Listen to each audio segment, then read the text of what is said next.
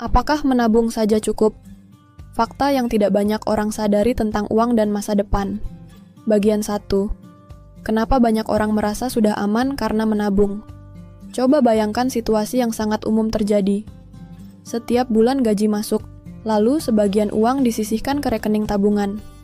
Mungkin tidak banyak, mungkin 10% dari penghasilan, mungkin 20%. Tetapi ada rasa tenang, karena merasa sudah melakukan hal yang benar.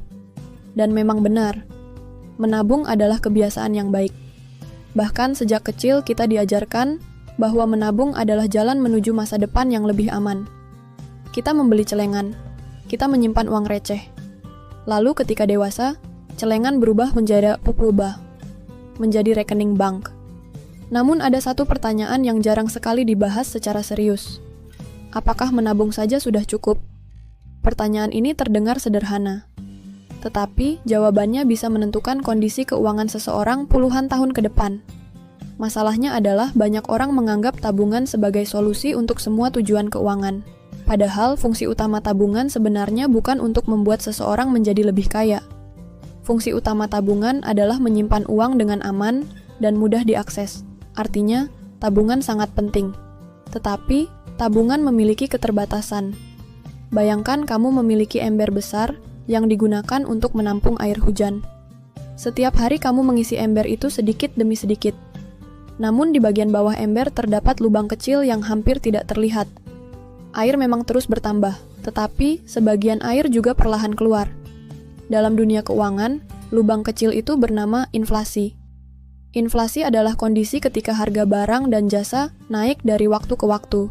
Akibatnya nilai uang yang kita miliki perlahan menurun. Uang Rp100.000 hari ini tidak memiliki daya beli yang sama dengan Rp100.000 10 tahun yang lalu. Inilah alasan mengapa banyak orang yang rajin menabung selama bertahun-tahun tetap merasa kesulitan mengejar kenaikan biaya hidup. Mereka tidak kehilangan uang secara nominal, tetapi mereka kehilangan daya beli. Dan seringkali kehilangan itu terjadi secara perlahan sehingga tidak terasa.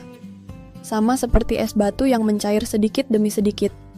Kita tidak melihat perubahan besar dalam satu hari. Tetapi setelah beberapa waktu, bentuknya sudah sangat berbeda.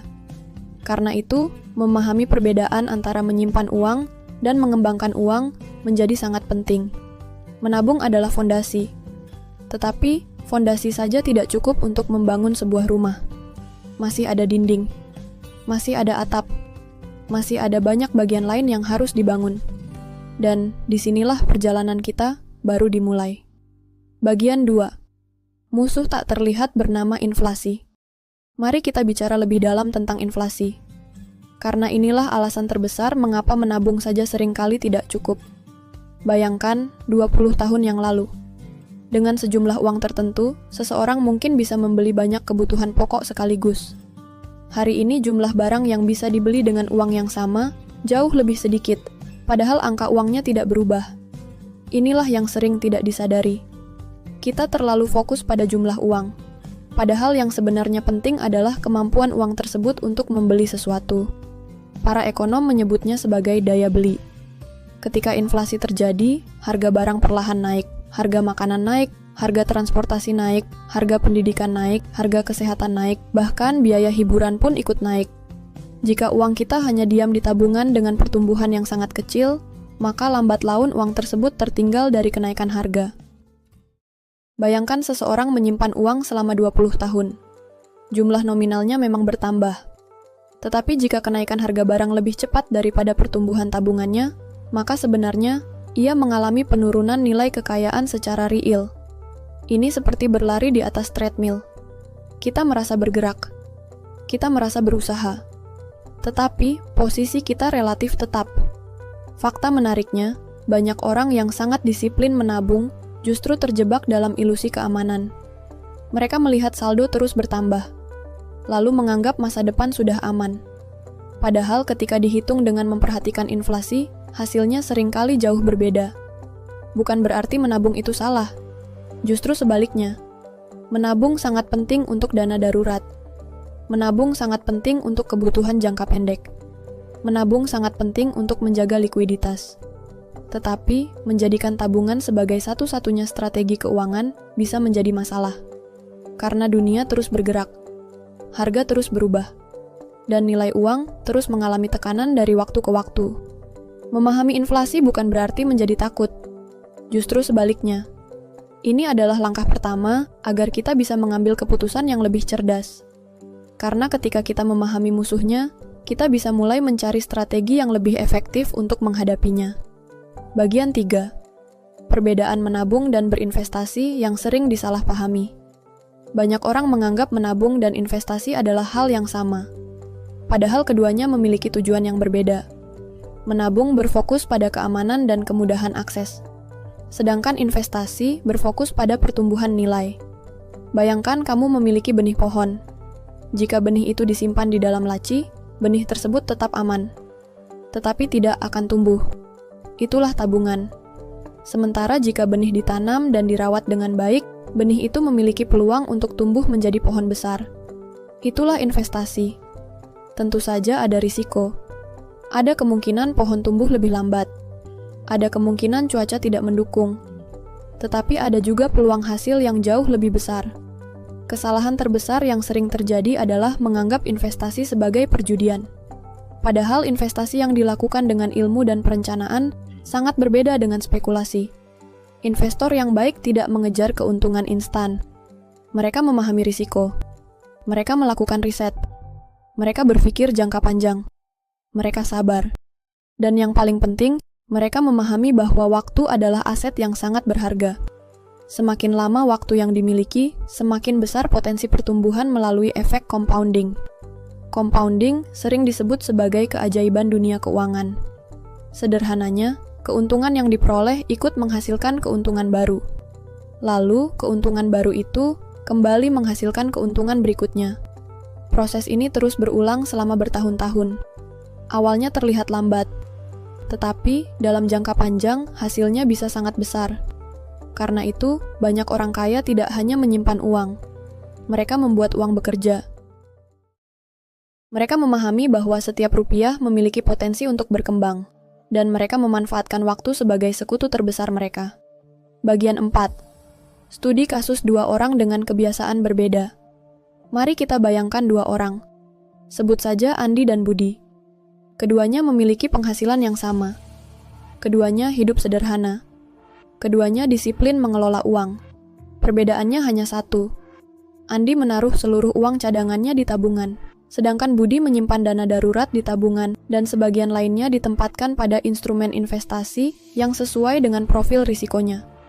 Selama beberapa tahun pertama, perbedaan mereka hampir tidak terlihat. Bahkan Andi mungkin merasa lebih aman, karena seluruh uangnya bisa dilihat langsung di rekening. Namun waktu terus berjalan.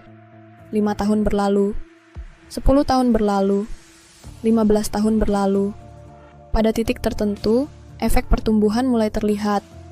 Budi tidak hanya mendapatkan tambahan dari uang yang ia sisihkan, ia juga mendapatkan tambahan dari hasil pengembangan uang tersebut. Sementara Andi sebagian besar hanya mengandalkan setoran baru yang ia tambahkan setiap bulan. Ini adalah pelajaran yang sangat penting. Dalam jangka pendek, perbedaannya kecil.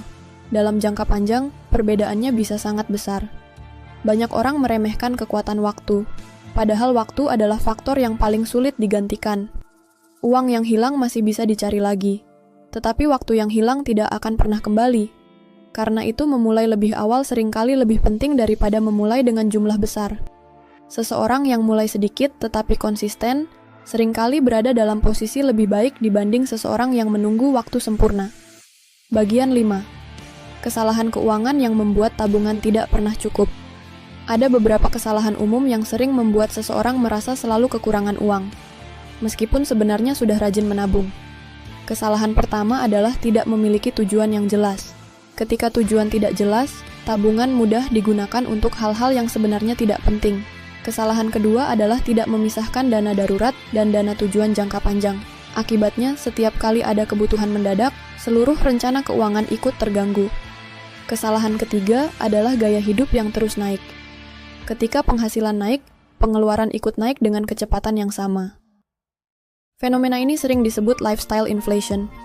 Akibatnya tidak ada peningkatan kekayaan yang berarti. Kesalahan keempat adalah terlalu takut mempelajari hal baru. Banyak orang menghindari investasi bukan karena tidak mampu, tetapi karena tidak mau belajar. Padahal pengetahuan finansial adalah salah satu investasi terbaik yang bisa dimiliki seseorang. Semakin tinggi literasi keuangan, semakin baik keputusan yang dapat diambil. Dan semakin baik keputusan yang diambil, semakin besar peluang mencapai kebebasan finansial di masa depan. Bagian 6. Jadi, apakah menabung saja cukup? Sekarang kita kembali ke pertanyaan awal. Apakah menabung saja cukup? Jawabannya tergantung tujuan hidupmu. Jika tujuanmu hanya menyimpan uang untuk kebutuhan jangka pendek dan dana darurat, maka menabung sangat cukup. Bahkan sangat dianjurkan. Namun, jika tujuanmu adalah melindungi nilai uang dari inflasi, membangun kekayaan, mempersiapkan masa pensiun, mencapai kebebasan finansial, atau menciptakan masa depan yang lebih aman untuk keluarga, maka menabung saja biasanya tidak cukup. Menabung tetap harus dilakukan, tetapi perlu dilengkapi dengan strategi lain yang membantu uang bertumbuh seiring waktu. Pikirkan tabungan sebagai fondasi rumah. Fondasi sangat penting. Tanpa fondasi rumah tidak akan berdiri. Tetapi rumah yang nyaman membutuhkan lebih dari sekadar fondasi. Dibutuhkan perencanaan, dibutuhkan pembangunan, dibutuhkan kesabaran, dan dibutuhkan waktu. Hal yang sama berlaku dalam dunia keuangan. Tidak ada solusi instan, tidak ada jalan pintas ajaib, tetapi ada prinsip-prinsip sederhana yang telah terbukti selama puluhan tahun. Sisihkan sebagian penghasilan. Hindari utang konsumtif yang tidak perlu. Bangun dana darurat.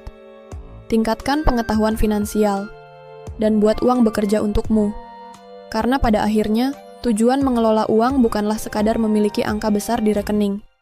Tujuannya adalah memiliki kebebasan. Kebebasan untuk memilih. Kebebasan untuk hidup lebih tenang. Dan kebebasan untuk menghadapi masa depan dengan lebih percaya diri.